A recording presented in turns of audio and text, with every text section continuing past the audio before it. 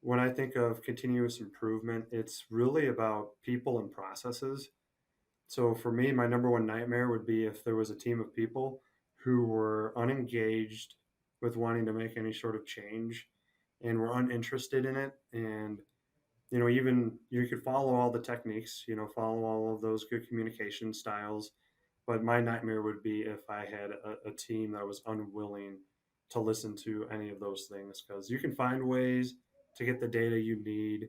You can find ways to get the tools you need, but it's a lot harder to find the right attitudes. Yeah, you got it. So you must hate hearing this is the way we've always done it with no further explanation why.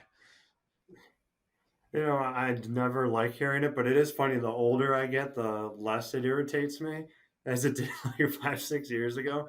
Because I guess maybe it's just as you get a little older, you're like, I understand that. There are things I just don't want to change, but I've just accepted change as a part of life. So, if you could make it personal to people, because really, I mean, as more technology comes in, then I think the number one skill set in leaders is really going to be empathy.